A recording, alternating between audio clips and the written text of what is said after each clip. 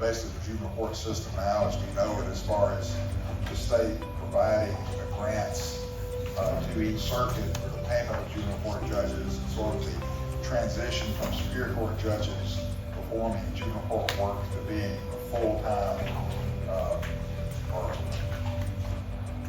folks dedicated exclusively to juvenile court work across the state. A person that's very instrumental in that system being developed. It's such an honor to be part of honoring Judge Culpepper. I mean, what do you say about a person who does so much, not for his own organization, not for superior court judges, but for another class of judges? I present this to Judge Bryant Culpepper Jr. It says for dedication of service to the juvenile courts of Georgia. Thank you. Thank you.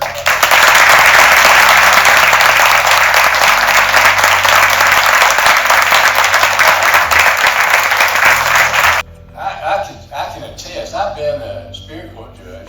I was a superior court judge for 25 years after I left the legislature.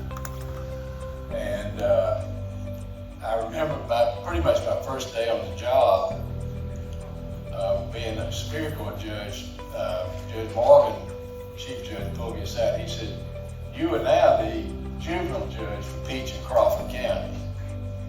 And I said, "Well, what do I do now?" We didn't do a lot of training back in those days for superior court judges who were juvenile judges. None of us ran to be juvenile judges. We ran to be superior court judges. I've said this many times. The toughest cases I ever had to decide were in juvenile court. Those were the cases that would keep you up at night. And you slept with them, and you worried about them, and it was a tough day sometimes.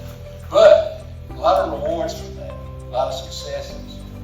I'm just going to read you a little bit of this, and then we're going to wrap this up because I know you guys need to get out there. This is so beautiful.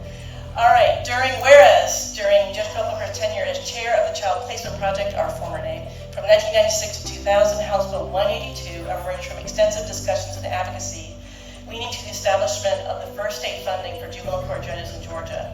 Whereas prior to the House Bill 182, 14, Eric wrote this, thank you, Eric, for helping me fix this. 14 judicial circuits lacked a dedicated juvenile court judge and were served by superior court judges. Today, that funding ensures that every circuit has at least one juvenile court judge, and the state now supports 75 full-time and 27 part-time juvenile court judge. Whereas on the 25th anniversary of the passage of this landmark funding bill, this would not have succeeded without Judge Culpepper's leadership. It is fitting to celebrate his efforts in strengthening Georgia's judicial branch. That's